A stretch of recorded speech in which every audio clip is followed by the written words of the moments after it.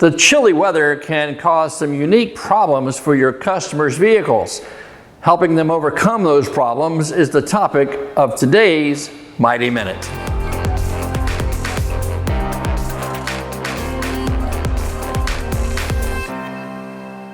When the temperature starts to dip, there are two critical inspection areas that you need to make sure you check whenever your customer brings their vehicle in for service. The first is a thorough inspection of the cooling system, including checking the condition of the coolant. You can test the coolant using the test strips that are supplied in the Mighty VS7 Vital Fluids Inspection Kit. Pay special attention to the pH level and the dilution rate. Be sure that the coolant is protected against freezing.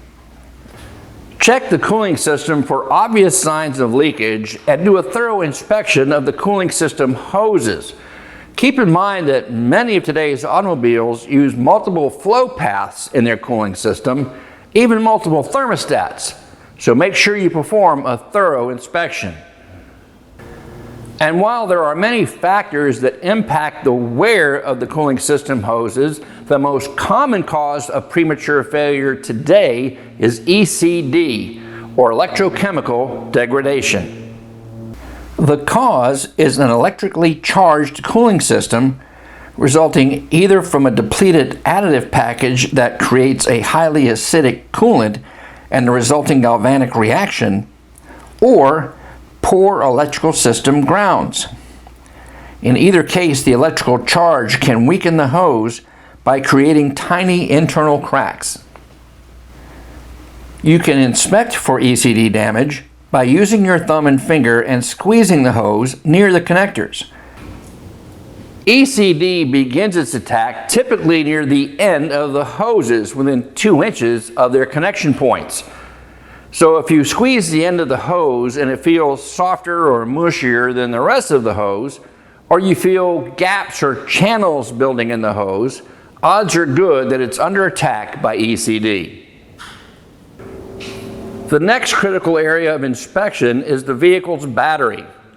If it just barely passes your tests in the warmth of your shop, it's easy to imagine how hard a time it's going to have starting your customer's car after it sat outside on a cold winter's night.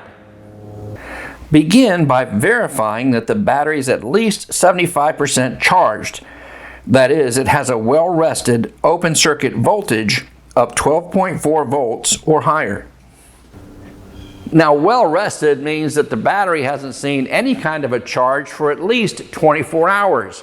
What does that mean in the real world? Well, if you measure 12.4 volts or less right after you bring the vehicle into the shop, well, the battery is undercharged. You'll need to remove the battery and charge it before you can proceed with your tests. The next step is to test the battery's ability to deliver. Conductance testers that correlate to BCI standard load test results are used by most shops to perform this test. If the battery tests marginally, recommend a replacement. If you do have to change the battery, only replace it with one that meets the OEM specifications for size and type. In this case, the Jeep requires an AGM style battery.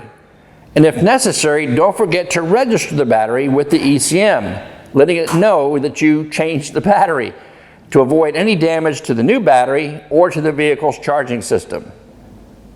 Being stranded is no fun, even when the weather is ideal.